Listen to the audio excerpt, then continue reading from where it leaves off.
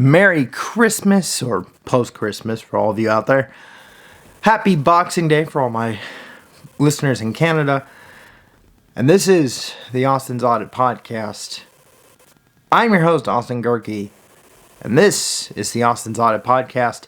I'm not going to waste too much of your guys' time today.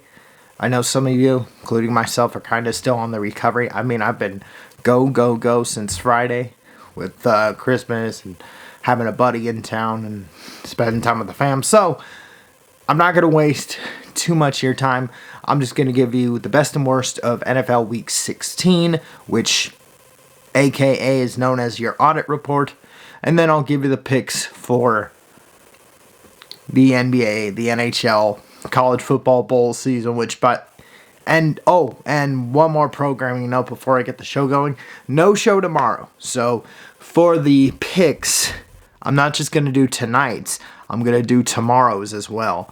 And then, for my college football fans, I may not be doing a live show tomorrow, but I am going to pre-record the college football playoff preview episode, which I'm going to release to you guys on New Year's Day, so you're not going to go without any content. And the final show of the year will be on December 29th. So I'm going to do no show on Wednesday, but I'm going to pre-record the playoff preview show for all my college football fans. I'm going to record that show for you guys. You're going to get it on New Year's Day. And then the final show of the year will be on the 29th. I will have a show on the 28th, but that's only because of the Browns and the Jets. And that's got major playoff implications for the team that is in the 11th spot in my audit report. See, nice segue right there. Look, I know what I saw last night, and I get it. Baltimore won 32-11. Brock Purdy threw 4 interceptions. But if you look at all 4 of those interceptions, only one of those interceptions was truly on Brock Purdy. The other 3, one was a tipped ball, so that was a good defensive play. And the other 2 were just fluky. Like the ball was in the guy's hand and all of a sudden he gets hit. Boom, the ball pops up. Or boom, and the Raven defender is right there to make a play. So that's why, as I'm starting this audit report, yes, I put Cleveland in as the number 11. That's the honorable mention here in this audit report. But the top 10, Baltimore, congratulations, you're in the top 5. But in order to do that, I had to knock out one team, and believe it or not, it's the team that I've been riding with all year long in the AFC. In fact, the only AFC team in the top 5 all year. If you go back to when I started doing the audit report, the Kansas City Chiefs were either number 1 or number 3. They have never fallen out of the top 5, but after what I saw on Christmas Day, Chiefs Kingdom, you're not going to like it at all, but the Chiefs are out of the top 5. So here's how it goes, 1 through 10, as is. San Francisco 1, Philly 2, Dallas at 3, Detroit at 4, and Baltimore at 5. I know Baltimore, you're like, well, we beat Detroit. They don't have a great record. I get it. You did. But I'm not the college football playoff committee. I don't care what you did head to head. Your paper resume doesn't matter. I'm sold on your defense. That's legit. But the only reason you're not ahead of Detroit or Dallas is because I'm still iffy about your offense a little bit. And you're going to face teams. I know Baltimore isn't yet. I think they have to play Pittsburgh at the end of the year. But I'm just not sold that you're playing legit defenses that can get to you. Now, you did take it to the woodshed against the Niners, my top 10 and my top team in the audit report. But I need consistency, and I'm just not sure about Baltimore yet. I'm just not. You made a good step, but can you do that again? And we won't know that until you play in the playoffs. So, congratulations, Baltimore. You're in the top 5, which in the process, the first team out of the top 5 is Kansas City. Kansas City at 6. Miami at 7. Buffalo at 8. The Rams at 9. And Tampa. Actually, no, my Bucks at 9. And the Rams at 10. With, again, the honorable mention of Cleveland at 11. Look, the reason I still have Miami over Buffalo, and trust me, Miami did not look good at all against the Cowboys. But I give the Dallas defense, I give them the benefit of the doubt because of Dallas's defense. In fact, that's why Dallas is actually ahead of Baltimore too. Baltimore may be the number 1 ranked defense in the league, but again, Dallas I would trust with their offense if they just gave Tony Pollard more of the ball. If they just ran the ball a little more, it would make Dak even more effective than he would be. Because right now he is solid, and Lamar right now is playing better than Dak. But if Dallas just ran the ball more, Dallas's offense would be even more scarier than Baltimore's. So that's why Baltimore's not even in number 3, but at least you made the top 5. Kansas City, again, just too much too soon for... I just don't know what's going on with Kansas City now. The receivers either A, can't catch balls, or when they do, you have bad mistakes, like that fumble that gave, a scoop and score for the Raiders, the first defensive touchdown? Like, huh? That's why Kansas City right now, it's kind of going, uh-oh, I'm a little scared of that. And that's why they're at 6. 7 is 7 Miami, 8 Buffalo. We're going to have the head-to-head debate on that. We're going to have a head-to-head idea of what these two teams will look like when they face each other at the end of the regular season. But right now, Miami at 7, Buffalo at 8. Tampa, way to go, Tampa Bay. I know I'm fanboying out for a second, but look at this. 64 points in 2 games. Outscoring the opponent 64-26 in 2 games. And the defense is playing well at full strength. Now, Carlton Davis did leave with a concussion, and so did Antoine Winfield. So it's a little iffy on whether they'll be ready to go against the Saints, but I've told you guys for the last 3 weeks, watch out for this team.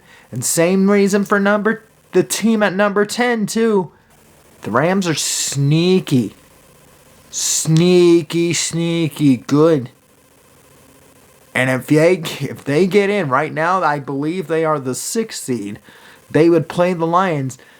I would be very worried if I'm a Lions fan, because the only reason the Lions are high right now is because I still put value into what they did early in the year, and that Jameer Gibson dude is legit and real. I do believe he needs to be the primary ball carrier, not David Montgomery, but that's the reason I still have the Lions in the top 5, even though they've looked suspect on the back end. And right now, I would take the Rams over the Lions if the playoffs started right now. That's how good the Rams have been. So that's why the Rams are at 10.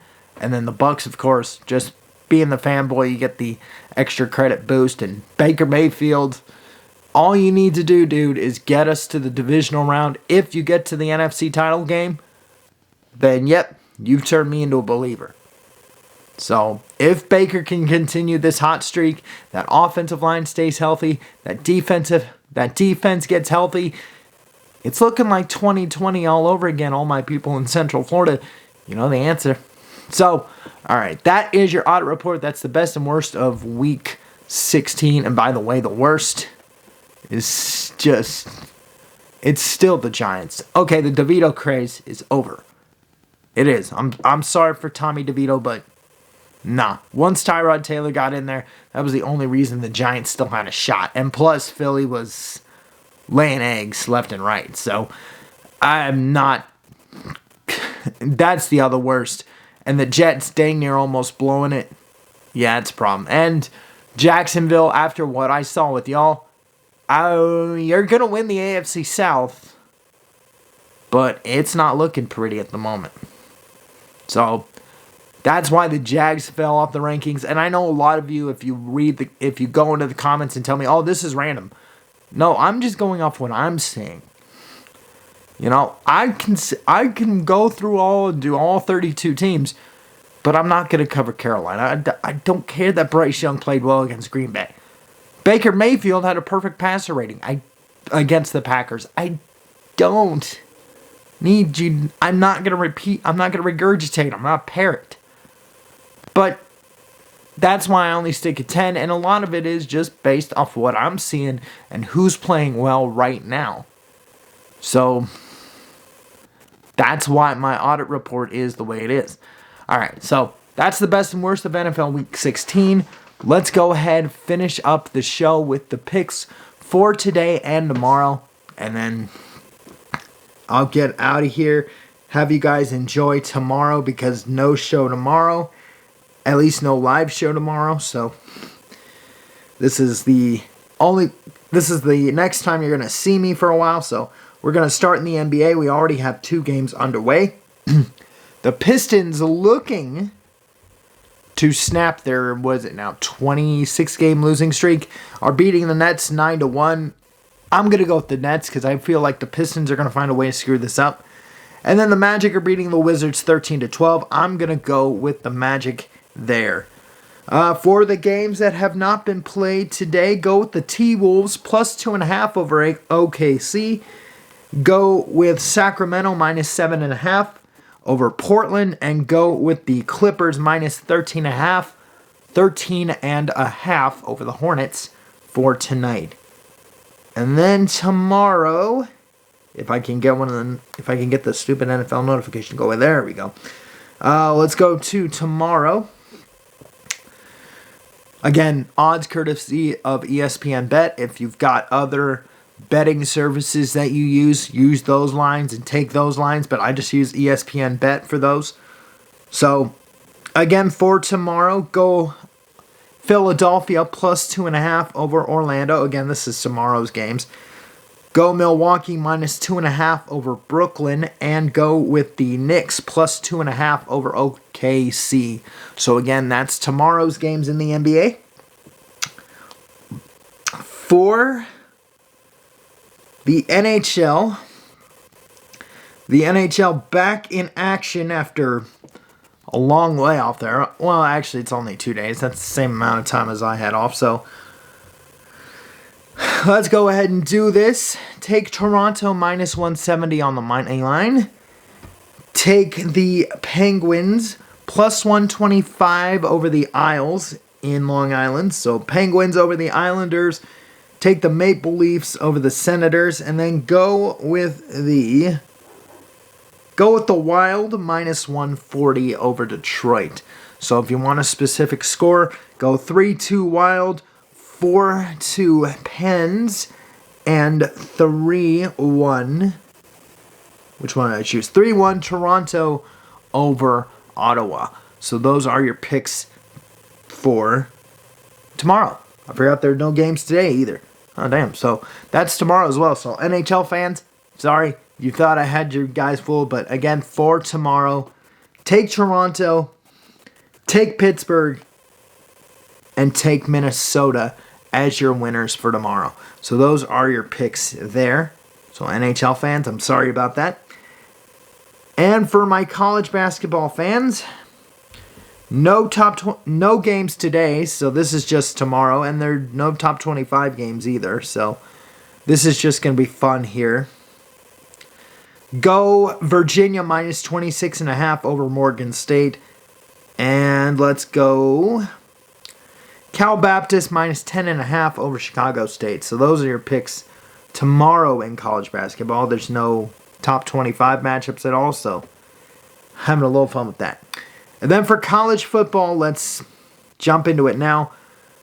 One game got finished today. That was in Detroit. Minnesota took care of Bowling Green 30-24 in the Quick Lane Bowl in Detroit. So 30-24 there. And we have a tie ball game in the ServPro First Responders Bowl between Texas State and Rice. I'm going to go with the Owls to hold on there. And then the one game tonight that hasn't been picked, take Kansas -8 over UNLV in the Guaranteed Rate Bowl. So take Kansas -8 over UNLV. And then tomorrow, if I go all the way down here, because there's 4 games tomorrow, so here's the fun ones here. In the Holiday Bowl, go USC +7. I don't know why Louisville's guaranteed -7. I know, well, maybe I know why, because Caleb Williams will not be playing in this game, so I guess that's why you give it to Louisville, but I don't trust that Plummer dude either. So go +7 for USC over Louisville in the Holiday Bowl. And go with in the Texas Bowl, go with Oklahoma State over Texas A&M. Oklahoma State -2 on that line there. And without Drake May, who cares? That dude's going to be another Mitch Trubisky in the NFL. But go West Virginia -6.5 over the Tar Heels. So those are your picks tomorrow as well. With that, I'm logging off. Thank you for listening and watching the Austin's Audit Podcast. I've been your host, Austin Gerke. Peace out. And I'll see you guys on Wednesday. Again, final reminder for the programming note. No show tomorrow, but for my college football fans, I'm going to record the college football playoff preview show, which I will release to you guys on New Year's Day. So you're not going to go without any content. You're just going to get that stuff for New Year's Day. And then I will be back for live shows on the 28th. And then the final show will be on the 29th. And then I will return with live programming on January 2nd. So for all of you who love the live stuff and love the ready to see this face again, you will see this face on Thursday. So thank you for listening and watching. I've been your host, Austin Gerke. This has been the Austin's Audit Podcast, and I'll see you guys Thursday. Don't forget, you can listen to this show on Podbean. Just search for the Austin's Audit Podcast. You can also listen to the show on Spotify, Google, Apple, if you know the trick, Deezer, Stitcher, TuneIn Radio, iHeartRadio, Amazon Music, Pandora, and SoundCloud as well, or anywhere else you get this podcast. You can also watch this show on Rumble, either by downloading the Rumble app in the Google Play or Apple app stores, or go to your desktop computer and go to rumble.com and search for the username ADGerke. That's ADG as in girl, EHRKE. Again, that's ADG as in girl, EHRKE. On Rumble. Please make sure that search is set to channels, not videos. Click subscribe and you'll have every single episode of this lovely show, which is up to 633. So this is episode 633 for this lovely show. Like, comment, and share so we can sneak up the algorithms. And speaking of algorithms, you can follow this show on its Facebook page, which is the Austin's Audit Podcast, the Instagram hashtag, which is hashtag the Austin's Audit Podcast. For post-episode interaction, you got to follow me personally, Austin Gerke, on X. Just go to Austin_Gerke on X for post-episode interaction. And for non-show related content, follow my Instagram page at Austi Spamanti. That's AUSTISPAMANTI on Instagram. Again, that's AUSTISPAMANTI on Instagram. With that, I'm logging off. Thank you for listening and watching the Austin's Audit Podcast. I've been your host, Austin Gerke. Peace out. And I will see you guys on Thursday.